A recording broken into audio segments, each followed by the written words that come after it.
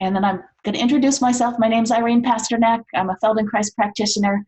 I've been working with people with Parkinson's for about 10 years doing this.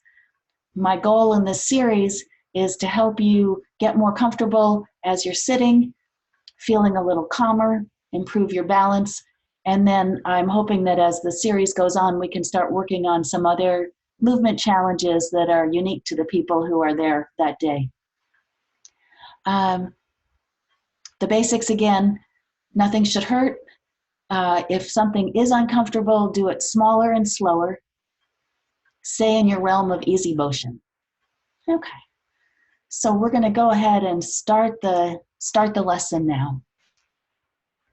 So I'd like you to come and sit toward the front of your chair so that you're not leaning on the back of your chair. With your feet flat on the ground in front of you. And let's do a little experiment. As you're sitting there, put your knees close together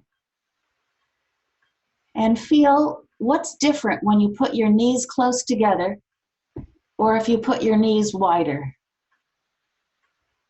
What changes in your back between those two positions? If your knees are, which one makes you feel more stable and more upright? Okay. And then for fun, cross your ankles and see what that does to your sense of how comfortable and stable you are in your chair. And then take your knees wide again. We're going to do most of the lessons in this knees wide position because then you have 3 points of support. You have your sit bones and your feet that your weight is divided among. Okay. Go ahead and turn and look over one shoulder. And then turn and look over the other shoulder. And which one is easier? Which one do you see more? And I'll ask all these questions and you get to answer them to yourself for now.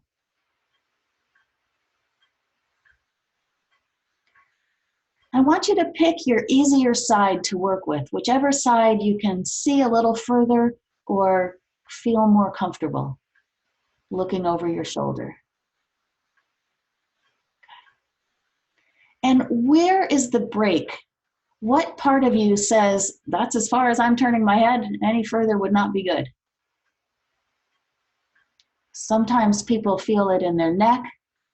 Sometimes they feel it somewhere in their chest or something twinges in the back. But where, when you turn to this easy side, where do you feel an obstacle? Okay, good. Now take your hands and put them gently on your cheeks. And if you can, your elbows together. And if not, it's fine. Our bodies are each unique and individual in the shapes. And now turn your elbows to the side you were just looking to your easy side. And do it several times until you can tell what's happening in your sit bones.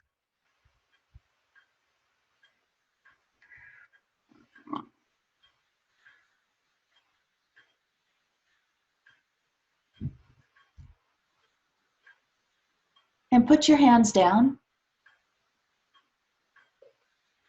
And then turn and look over your shoulder again. And see if you're seeing a little bit further than you did a moment ago. I'm seeing some smiles and some, yeah, it's like I am seeing a little further. Okay, put your hands up here again. And as you turn your elbows, what's happening with your shoulders? And feel how your shoulders are turning. And your sternum, this bone right that goes from the notch in your neck down to where your ribs come up underneath. When you have your hands like that and you turn your shoulders, feel how your sternum is turning a little bit to the side.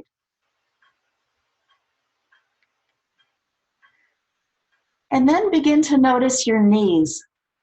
What's happening in your knees as you do this motion? Does one knee go a little further forward and one knee kind of pull back a little?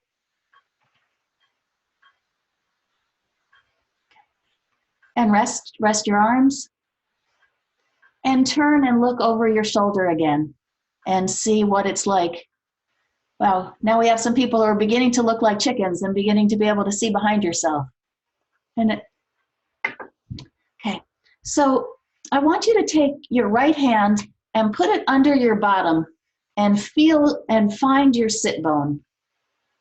It's a big bone about the shape of your fist. And while you're sitting, kind of roll over your sit bone a little bit so that you can take your sit bone toward the front of your hand and toward the back of your hand.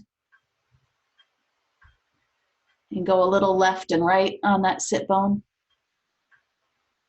And then take your right hand out. And notice if the right side of your bottom feels a little different on the floor already, on the chair than your left. And take your left hand, find your left sit bone, and rock a little bit so you can feel how you can put your weight a little in front of the sit bone, a little behind your sit bone.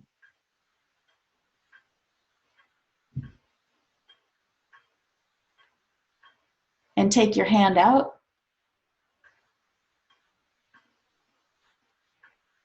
Then put both fists in front of you. You can put them lower down by your waist. And slide one fist forward and one backward. And at the same time, slide the sit bone on the same side. So when your fist goes forward, take your sit bone forward. And when your fist goes back, take your sit bone back. So both sit bones are moving a little in your chair. A little wiggle. Good. Good, good, good. Okay, put your arms down. And now turn and look over your shoulder again and see if there's less of a sensation of a break in your neck. That by turning your shoulders and turning your sternum and taking one sit bone forward and one backward, you begin to use more of your body to turn. One of the core, and then just rest facing forward for a moment. The core ideas in Feldenkrais is that and really in human biomechanics, is if we distribute motion throughout our whole body, we can move much more than if we isolate to a joint.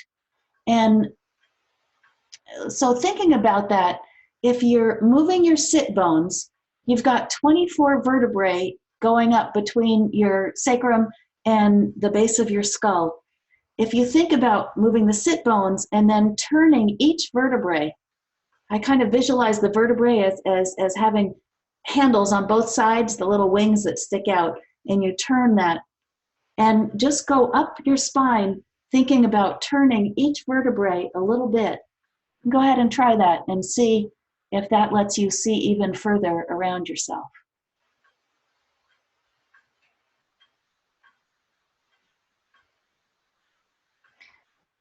And notice if you're holding your shoulders back, let your shoulders turn as part of this movement. Your shoulders can turn, your sternum. You could put your fingers on your sternum and invite your sternum to turn the way that you're looking. It's kind of fun to feel that bone move. It's not one that we're usually, there's not a lot of sensation around the bone and going, oh wow, it really does move a lot in order to look over your shoulder.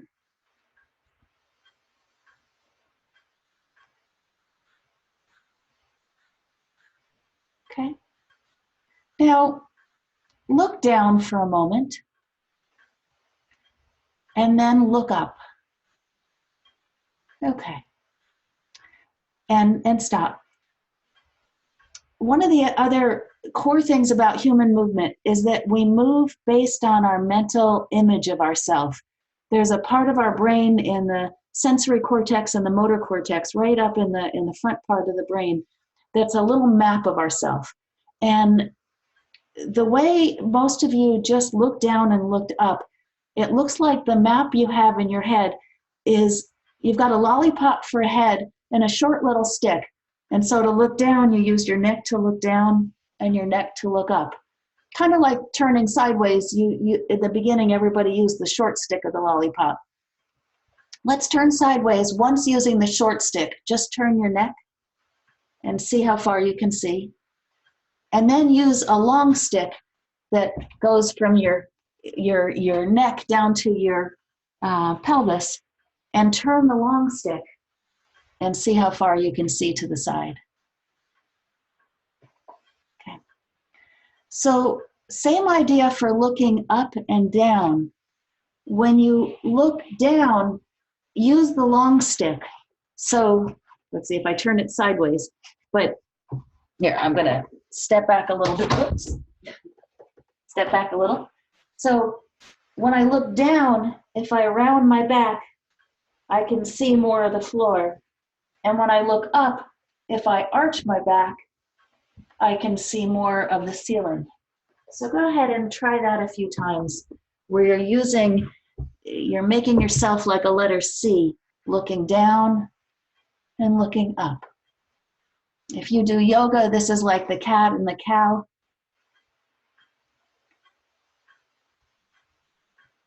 Okay, stop for a moment. There's a lot of physics in how our bodies move, of how we counterbalance weight. And when we're doing this arch, you want the top of the arch to be right over the bottom of the arch.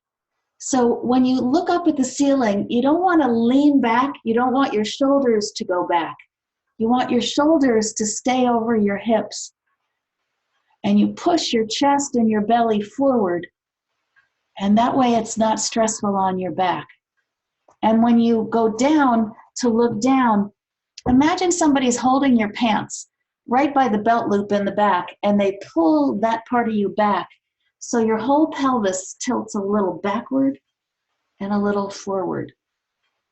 So you push your belly out, and then you pull your belly in. And that belly going out and in helps you look up and look down.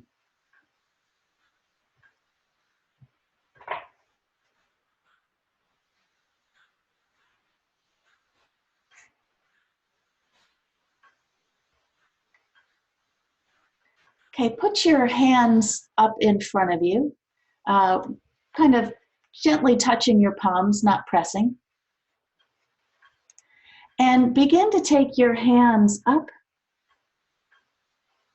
and then down.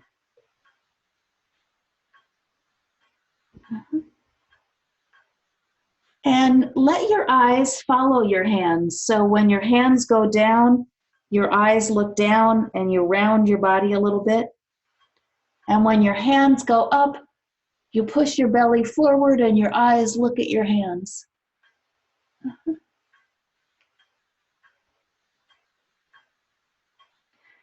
And you'll find the more you use your pelvis and your sit bones and you push your belly forward, you can look up higher. And then it's almost like your bottom grabs the chair and tucks under when you look down.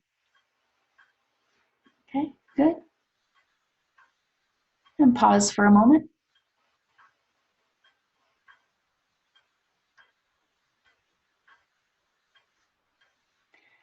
Put your hands back in front of your chest. And this time when you lift your hands up, look down. And when you take your hands down, look up. It's kind of a funny little movement. It's backwards from how it feels like it should be.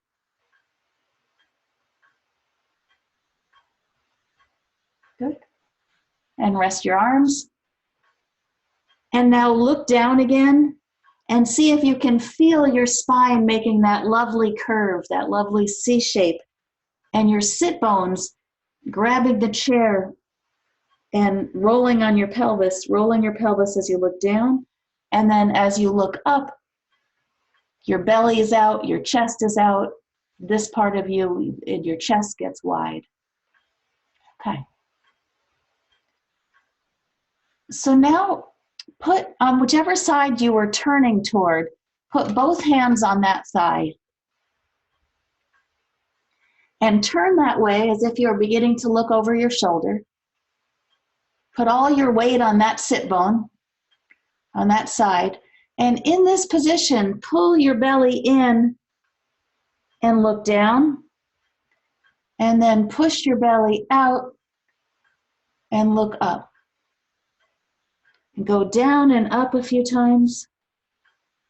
So it's you'll feel as you look up that there's some ribs in the front of you that expand like an accordion. And when you look down, there are ribs in the front that squeeze together. And if you pay attention to your back, when you look up, the ribs in the back squeeze together. And when you look down, the ribs in the back spread apart. Okay, good. Come back to the front. And turn and look over that shoulder now and see, is it getting even a little bit easier? It's like the mental map of yourself now has a spine with 24 vertebrae that turn, sit bones that turn, and ribs that can fan out and compress. Now there's another little movement that's helpful, which is a side bending movement. So take your hands and put them on your lower ribs. You could put them on the front of yourself on the ribs there. For women, just under the breast line. Yeah. And tip your head to one side and see if you can feel your ribs respond. You can even help with your hand. You can squeeze the ribs on the side your head is tipping toward. And then squeeze your ribs on the other side a little bit. It's kind of fun to feel those bones compress. We have this awful word in the English language called rib cage. And what does a cage make you think of? Something that holds the animals in. It's an iron bar. It doesn't move. And really, we have rib springs that are meant to compress and launch, compress and launch. And play with that idea of squeezing and then unsqueezing. You could pick any direction. You could lean back a little and squeeze, and unsqueeze.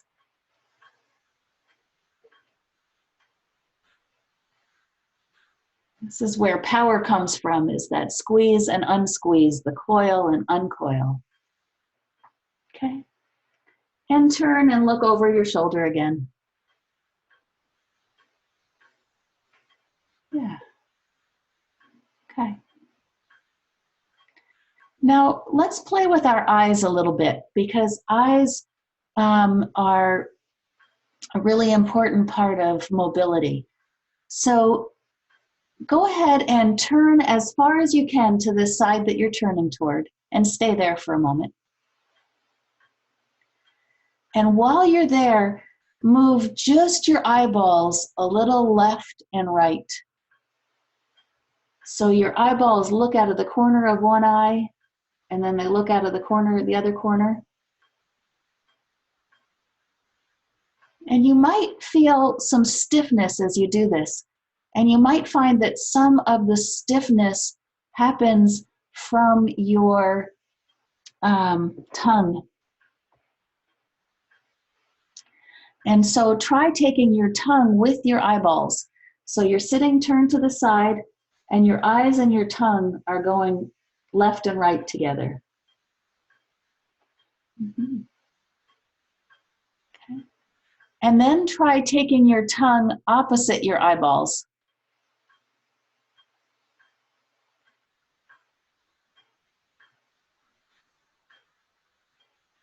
And come back to the front. Stare straight ahead of you. And now turn your body, but leave your head and your eyes still looking at the screen. Kind of a strange thing to leave your head and your eyes behind. Zoom is fun because you can look at yourself and you can go, oh wow, my head's turning. And then try and talk to it and say, no, don't turn.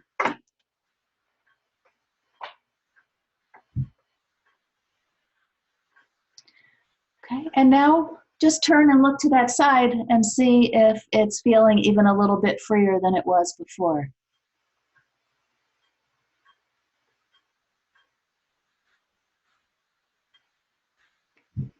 Now, imagine for a moment that you had eyes in the back of your head. So when you turn and look one way, the eyes in the back of your head would be looking the other way in the room. And turn looking with the eyes in the back of your head. So it'll look the same from the outside, but you're thinking about the back of your head turning and twisting and moving.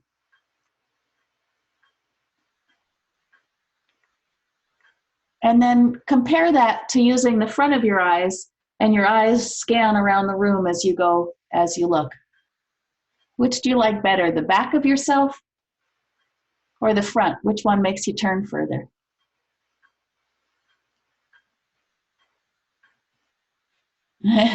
Some of the questions I ask, you'll feel clear differences and some not. But in our map of ourself, we're often two-dimensional. We're used to looking at ourselves in the mirror. We're kind of a flat surface. But our body is three-dimensional. And you could imagine that there's a giant with their hands, like in this coffee cup, there's a front and a back side. And to turn, I move both my hands. So imagine that there's some giant hands on you, and that they turn the back of your torso one way and the front of your torso the other as you turn. Allowing your shoulders to turn and rotate with it, your sternum to move. The back of you goes one way while the front goes the other.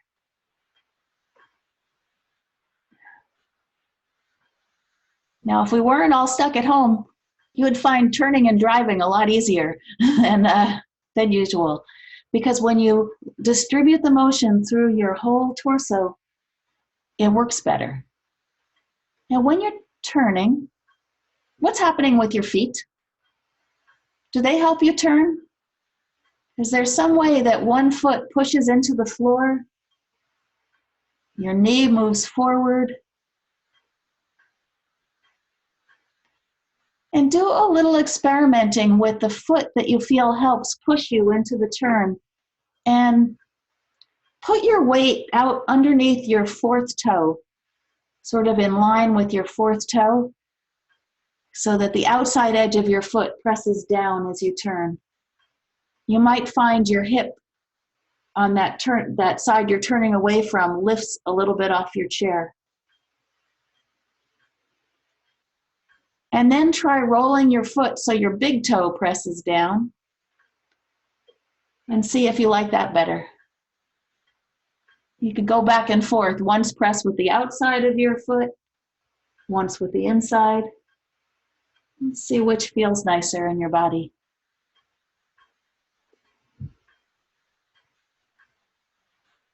Okay. And then now, without thinking about it, just turn and see how far you're seeing around yourself. It's really fun doing this on Zoom because you can see both yourself and everybody else is really much more mobile. Now, close your eyes for a moment. And as you're sitting there, notice any differences in how it feels on your left side and your right side as you're sitting. Does your bottom feel like there's a wider pad under it, under one sit bone? Does one foot feel flatter or closer to the floor? And if you were going to stand up on one foot, which sit bone would you put more weight on? Which foot would you rather stand up on right now? Is it the side you've been turning toward or the side away from it? Okay. So everybody, raise your hand if you're feeling a little lopsided. Okay, good. When you feel lopsided, your brain pays attention. It goes, whoa, it's possible for me to feel different on this side and to feel looser and to feel more mobile. And that gets your brain curious And so then it becomes much easier to learn on the other side. So just for fun now, turn the other way and see how much, by changing your mental map to being a whole spine, sit bones, ribs, eyes, see how far you can see on this other side, which was your hard side at the beginning. Has it already gotten a little bit or a lot more comfortable and mobile? And let's do a few more things to make that second side even more comfortable. Put both hands on your thigh on the second side. And roll your pelvis to look down. So you roll, tuck, like somebody's pulling on your pants at an angle. You pull your belly in and look down. And then push your belly out. It's like you're the prow of a ship, but it's a crooked sideways ship, and you're looking up over your leg, and go back and forth like that a few times, feeling the ribs compress, the ribs expand, back and forth.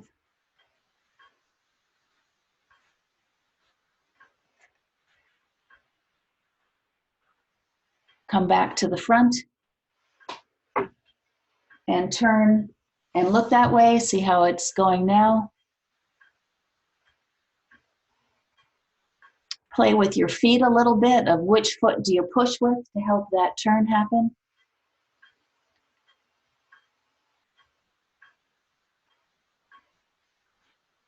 And stay turned that way. So turn your shoulders, turn your sternum, let your other sit bone come forward, one go backward. Stay turned, and with your eyes look left and right.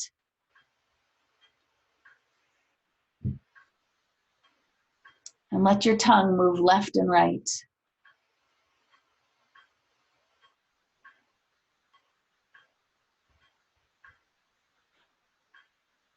And then come back, look at the screen, and turn everything else except for your head and your eyes a few times. And you could imagine the front of yourself turning and the back of yourself turning. So imagine there's a gentle hand on your back, inviting your back to rotate, like somebody was holding you and you were turning in a waltz. Okay, good. And now turn and look over your shoulder again. And is this side getting to be pretty darn close to the other side? And a few times go back and forth, turn one way, and go slow. If you go fast, you'll make yourself dizzy, and we don't want to do that. And pay attention to your shoulders. Are you more aware of one shoulder going forward or the shoulder going backward as you turn your head?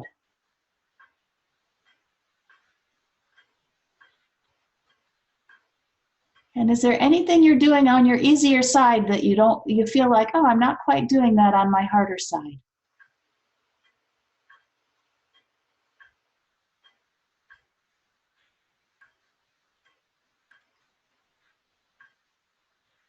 Is there a part of your body you could invite? And is the sensation of your body being more connected top to bottom as you're doing this? That it's not just your neck turning you, but that all of you is participating in this turn. And then rest. I particularly like this lesson in this time because I think that by being able to turn, we're ready for whatever comes our way. Something interesting's happening over there. Oh, look, a bird flew by over there.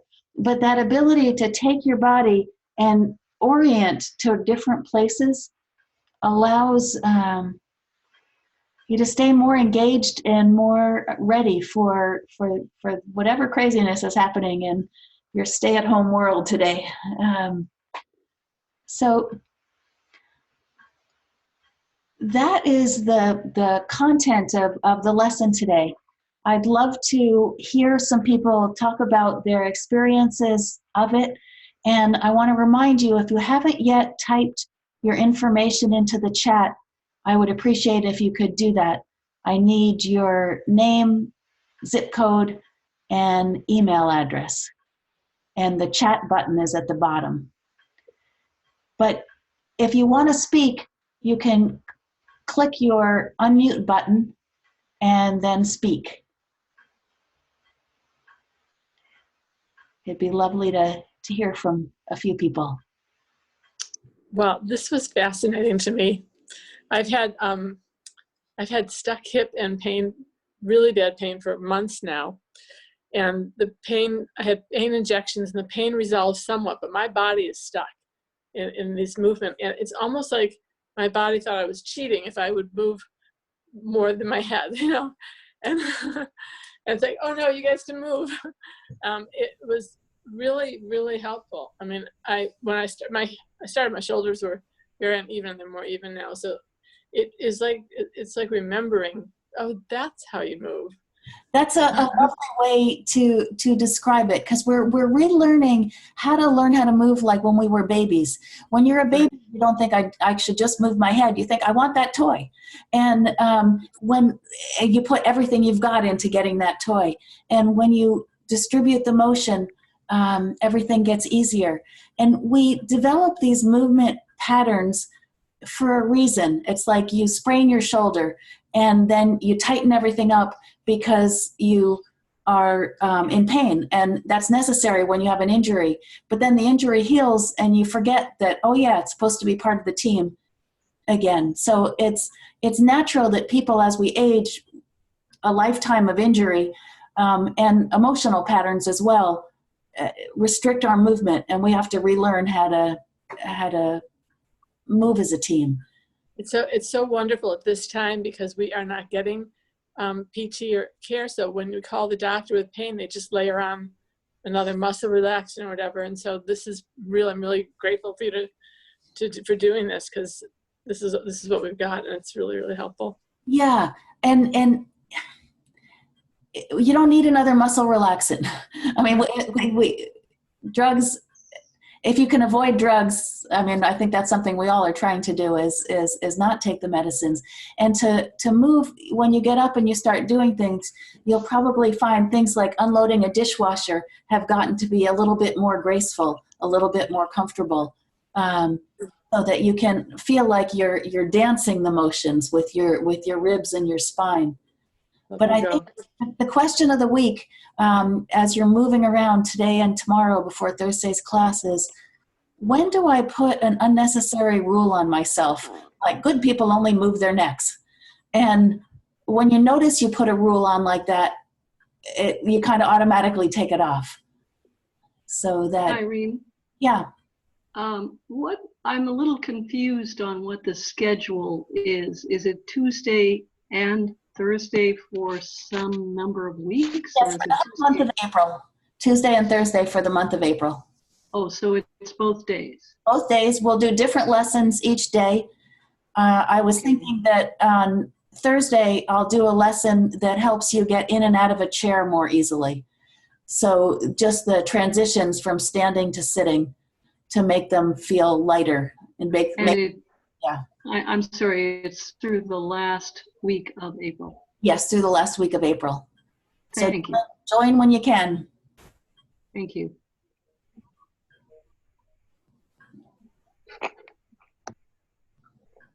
Any other questions or comments?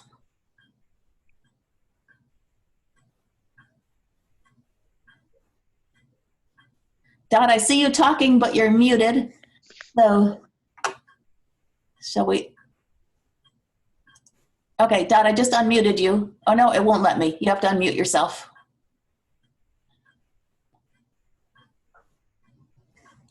I only see you and me. Is that the way this is? Can you hear me now? I don't see the other people. Now I see someone, a guy. Oh, so you're probably in what's called speaker view. When you're in speaker view, you see the person who's speaking. And since I've been speaking a lot, that's why you see me.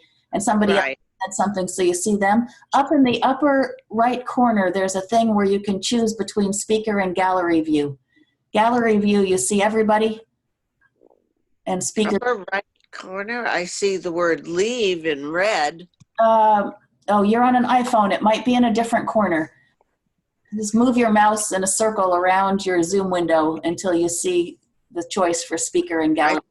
I don't see that. I see mute, stop video at the bottom. It's not. Share content, participant, more. That's in the bottom. It's iPhone 6. usually in a different place than those. I see. Maybe somebody else with an iPhone knows where that speaker gallery view is. I see. Otherwise, doubt we can connect afterwards and figure that out. All I can find it on my iPhone is if I swipe, and then I get a 4 up, and then I keep swiping. Okay. Thanks, Cindy. Right to left. I see. It's different now. I see myself on the upper left, Right. you, Irene, some gentleman at the bottom, and then keep swiping, and you'll right or I left. see Debbie or Parker. Thanks. I see. It takes a village. Oh, okay. Kind of device. Right. I gotcha. Thank you. Okay, and I see. just before we leave, A lot of people. Information that we can download? say it again, please. Is there any hard copy information we can download? In terms of this particular class, I don't have it written up as a hard copy. If you're interested in the Feldenkrais method, I'm going to type a couple websites in that you can. The first website is our guild website, and it has all sorts of research articles and things about Feldenkrais for lots of different uses. And then I'm typing my website in, Move Beyond Limits, which has a bunch of, it has some audio lessons if you want to do lessons on your own, and some just 3-minute explorations if you want to just play with something quick that are on there. But the Feldenkrais.com has more of the background information about this technique. Will you be archiving this lesson so we can practice it again? Yes, it'll, I've saved it to my computer. I'm going to upload it, and then Jordan from Northwest Parkinson's, thank you, Jordan, for organizing all this, is going to put it up on Vimeo, and we'll send out links or tell people how to do that. Thank you.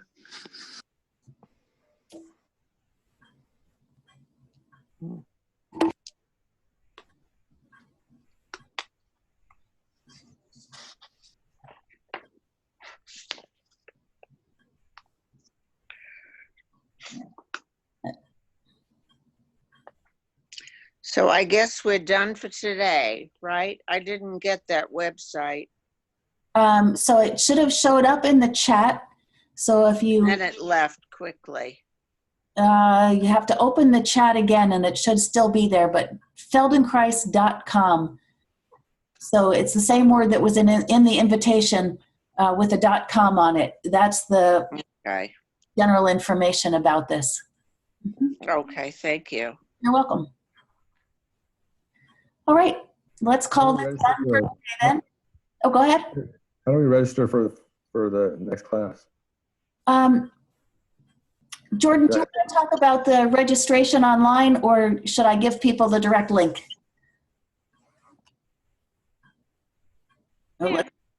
Yeah, so to register for the additional upcoming classes, you can go to the same Eventbrite page that you went to register for this class, and you can select which dates of the classes that you want to attend. I can also, what's probably going to happen now is we'll also have an email that'll go out thanking everyone for participating in today's class, and then in there you'll also have the direct link to go and register for additional classes. But you're definitely welcome to come. As I said before, all classes will be doing different things each time, and you'll find that your knowledge is cumulative as you take more and more classes, and you just find that all movements begin to get a little easier and more comfortable for you. And I would love, maybe at Thursday's class, I'll take some time and collect from people in the chat specific areas of challenge that you find, so I make sure I address them in the classes.